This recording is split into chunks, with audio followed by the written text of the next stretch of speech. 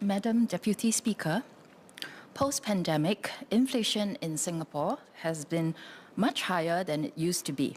Announcements of price increases in transport fares, water and utilities came one after another.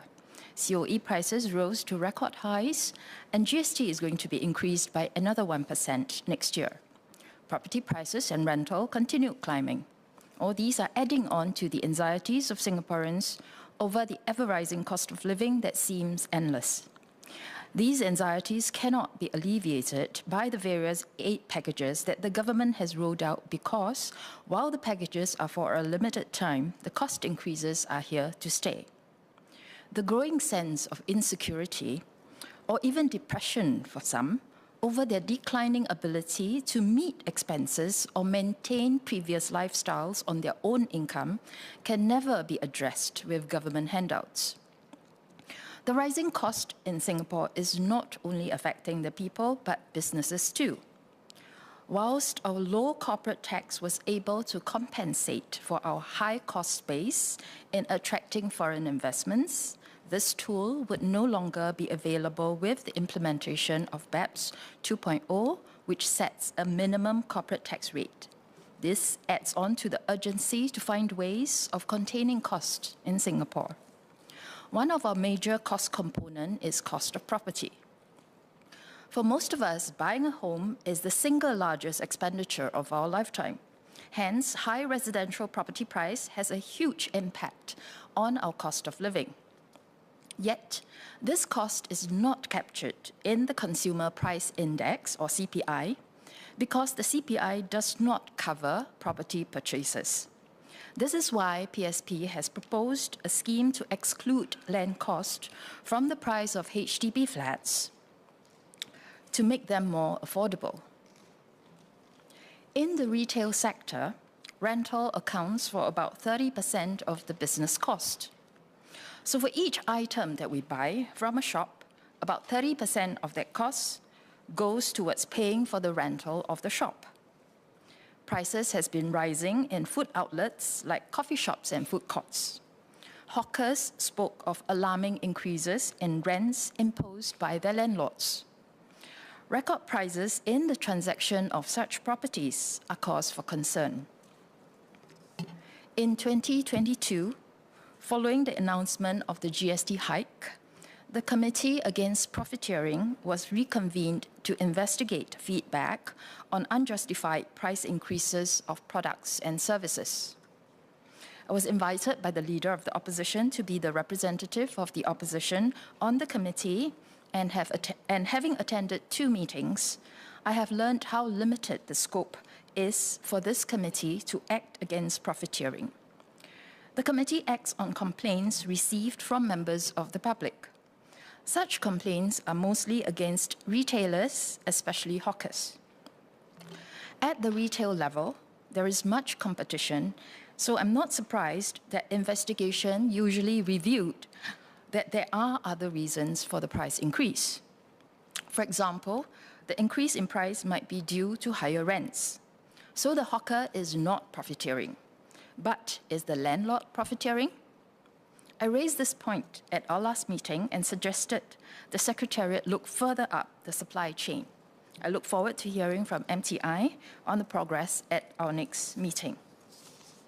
Price Kaki, an app that compares retail prices from different sellers and seeks to prevent profiteering, is also only able to check on vendors at the retail level. Places like Ireland, California, Canada, Scotland, Spain, and China impose a cap on the rent increase each year. Austria and Germany are planning to do so as well. Can I suggest the Fair Tenancy Industry Committee issue guidelines on the annual rent increase, similar to the way the National Wage Council issues guidelines on wage increase? The intention is not to depress prices to low levels, but to curb excesses. This can serve to stabilize the property market and preempt excessive rent increase. In addition, real estate agents are commonly paid a commission based on the rent, and hence, higher rents work to their benefit.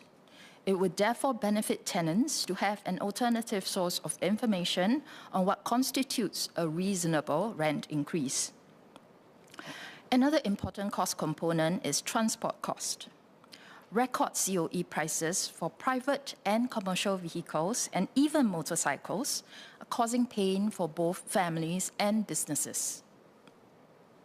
We understand the need to control the vehicle population in Singapore because we are a small nation and road space is limited, but we must also recognize that mobility and the benefits it provides are essential for all and should not be the sole province of the rich. Skyrocketing COE prices contribute to the cost of living crisis in many ways. If the cost of a motorcycle doubles because the price of the COE has tripled, the Grab delivery rider is going to have to be paid more for his work. The cost of shipping and delivering goods or a ride in a private hire vehicle will naturally also increase. We urge the government to consider the following suggestions. 1. Currently, passenger car and motorcycle COEs are under the zero growth policy, while COEs for commercial vehicles are allowed to grow at a rate of 0.25%. As motorcycles are increasingly used for delivery, we suggest that motorcycle COEs to also be allowed to grow at a rate of 0.25%, similar to commercial vehicles. 2, adopt a points-based system where, apart from the bidding price, we also consider other factors like nationality and needs-based factors like families with young children or persons with disability. 3, impose additional levies on multiple vehicle purchases, similar to the implementation of additional buyer stamp duties on those who buy multiple residential properties. Senior Minister of State for Transport said yesterday that this would not change things much, as there are not many households with multiple cars. Can the SMS show us the comparison of the number of households with multiple cars versus those with multiple properties to explain the difference in approach? In any case, imposing levies on second and subsequent cars would either dampen demand for multiple cars and tilt the balance in favor of those buying the first car, or else raise additional revenue for the government. The most likely outcome is a combination of both. As both outcomes are desirable, I see no reason to reject this suggestion. Another way to cope with rising cost of living is to have higher wages. Today, I will focus on the training and education for higher paying jobs. The wage gap between graduates and non-graduates have been widening significantly, suggesting that there is demand for more graduates and we should provide more university places for our students. Take the medical faculty, for example. The annual intake of the local medical schools is about 500. However, every year, on average, about 800 Singaporean applicants were rejected by the medical schools at NUS and NTU, even though they meet the admissions criteria. Why do we not increase medical intake more aggressively? Instead, our students end up going to overseas medical schools, incurring huge expenses, and we risk unnecessary brain drain when they do not return. The traditional argument about ensuring fair share of talents in various sectors is outdated when we import foreign talents so readily. The same applies to other faculties as well, where Singaporean students are keen to study and lead to good-paying jobs. Madam Deputy Speaker, the issue of cost of living is a complex one, but one of great importance to many Singaporeans. Many suggestions have been and will be made today to address this pressing issue and improve the lives of Singaporeans. I hope the government can keep an open mind to all suggestions and consider them seriously.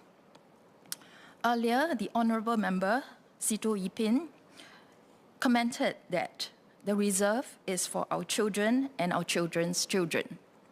I think that it is important for us now to recall that our total fertility rate has fallen to 1.05, which is half the replacement rate of 2.1.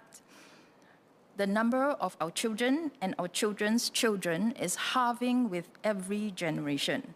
I think this offers a good reason to review our approach towards our reserves and how much more do we need to accumulate.